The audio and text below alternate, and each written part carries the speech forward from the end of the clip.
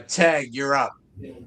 Awesome. Thank you. Hi, Ben. This is terrific. Really appreciate learning about you. Looking forward to your book.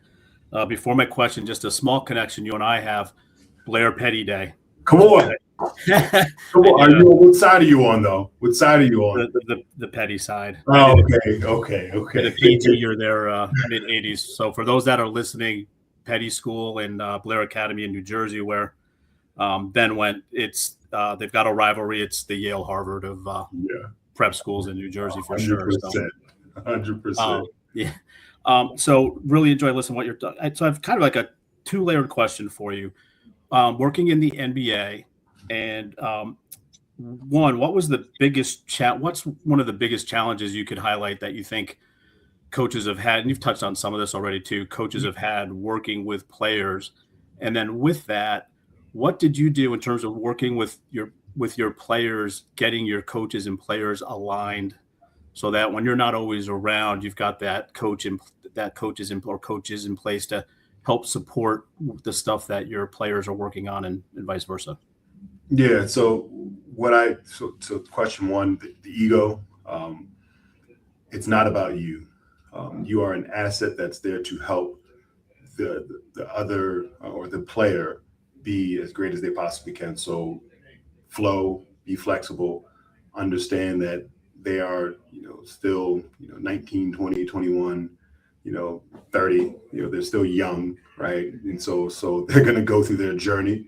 And unfortunately, you have to have a little more resilience, mentally and emotionally. And so be prepared for that. And also work on yourself. I always tell people, if you don't have a therapist, go get one, right? So that you can kind of let all the steam out, in a safe space that allows you to now navigate, yourself. And so you can be more aware, so that when you step into the gauntlet of an NBA practice facility or just the game, you're prepared for the emotions of it. And then the second piece of the coaching, I would always try to hire and bring in people that were better than me at certain things.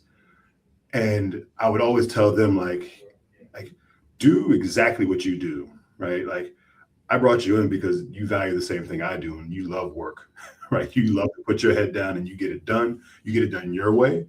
And so if they ask for certain things that might have come from me, based off of a relationship that they saw with somebody else, figure out a way to now explain, like, hey, this is who I am and this is how I show up.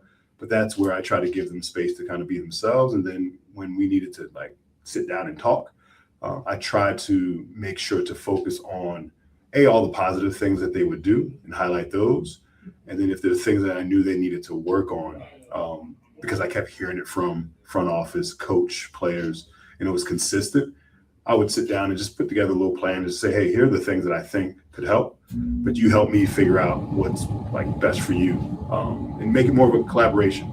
And players, I'll say this, they saw that, and you can't ever flinch in that space. Like, the second you flinch is the second that they see it and they're like, oh, you don't have confidence in this person. Why am I working with them? And so that was the part for me where, when I decided to say, hey, you're the person that I'm going to work with as our assistant over here, I was all in, right? For the good and the bad.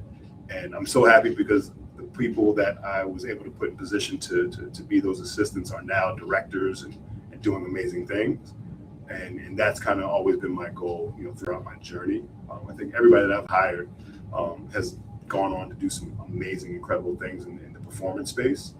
And I think that's just because they were always so good at specific things that I wanted that around me to get better at it.